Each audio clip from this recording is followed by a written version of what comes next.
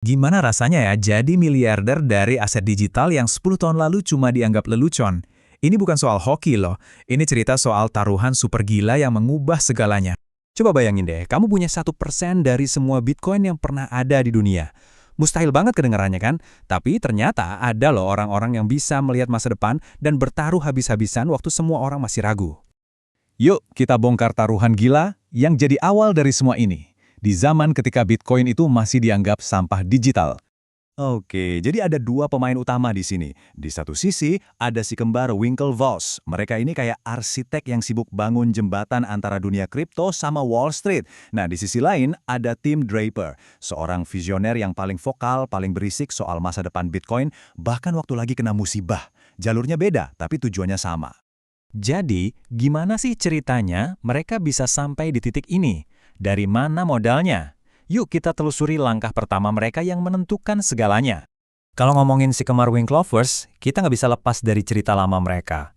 Modal awal mereka buat masuk ke dunia kripto itu justru datang dari hasil drama hukum mereka sama Mark Zuckerberg.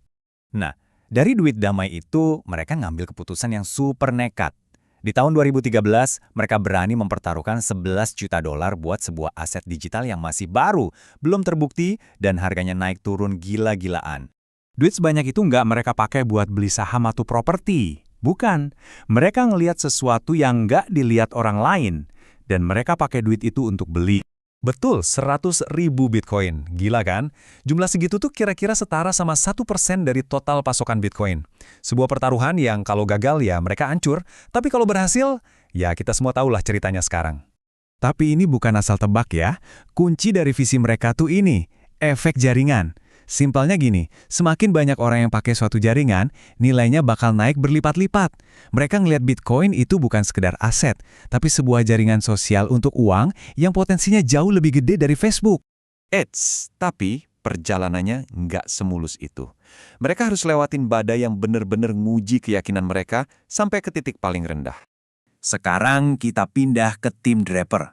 Nah, dia ini ngalamin mimpi paling buruk buat semua investor kripto. Kehilangan 40.000 Bitcoin pas Mt. Gox ambruk. Bukannya panik dan kabur, dia malah duduk tenang dan mikir. Dia sadar, yang hancur itu kan cuma perantaranya. Protokol Bitcoinnya sendiri aman-aman aja.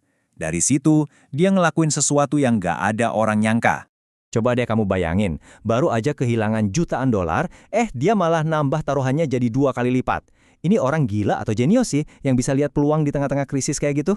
Disinilah kejeniusannya kelihatan. Draper tuh nggak cuma beli balik.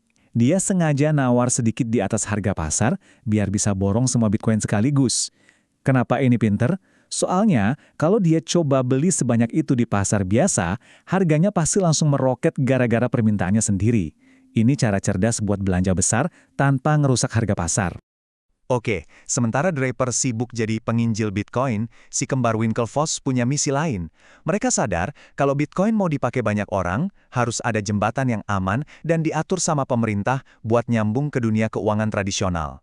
Dan slide ini nunjukin banget perjalanan panjang mereka. Mulai dari ngajuin ETF pertama di tahun 2013 yang ditolak mentah-mentah, sampai akhirnya mereka bikin bursa Gemini yang regulasinya super ketat. Perjuangan 1 dekade ini akhirnya ngebuka jalan buat ETF spot disetujui di tahun 2024.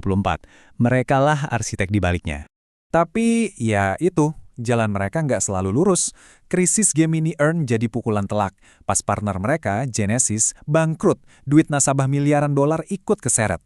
Ini jadi pelajaran yang super mahal soal resiko pihak ketiga. Seaman apapun platform lo tetap bisa kena imbas kalau partner lo gagal. Nah, setelah semua drama itu, kita lihat hasilnya. Angka-angka ini beneran bikin melongo. Selama 14 tahun, Bitcoin ngasih imbal hasil lebih dari 100 juta %. Bandingin sama S&P 500 atau emas, bedanya tuh bukan jauh lagi, tapi udah kayak beda galaksi. Dan kalau kita lihat grafiknya, lebih jelas lagi betapa gilanya pertumbuhan Bitcoin. Garis buat S&P 500 sama emas tuh hampir nggak kelihatan di samping menara raksasa ROI-nya Bitcoin. Ini bukti nyata dari konsep taruhan asimetris yang mereka ambil dari awal. Tentu aja, pertumbuhan segila ini nggak mungkin dilewatkan. Ini sinyal yang ditunggu-tunggu sama Wall Street.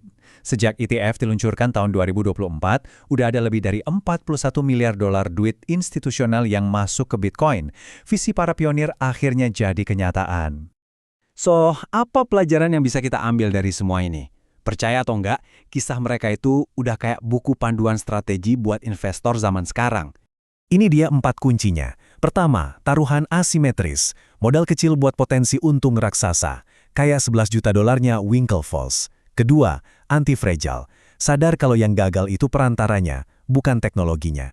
Kayak Draper pas kasus Mt. Gox. Ketiga, akuisisi strategis. Tahu cara masuk pasar gede-gedean tanpa bikin harga rusak, persis kayak strategi Draper di lelang. Dan terakhir yang paling penting, uji tuntas. Pelajaran super mahal dari krisis Gemini Earn. Intinya, jangan asal percaya. Kisah si kembar Winklevoss dan tim Draper udah ngasih kita cetak biru yang jelas soal visi, ketahanan, dan strategi. Mereka mengubah taruhan gila jadi fondasi buat sistem keuangan yang baru. Nah, sekarang pertanyaannya balik ke kita semua. Dari semua pelajaran berharga ini, yang mana nih yang bakal kamu terapin di perjalanan investasimu sendiri?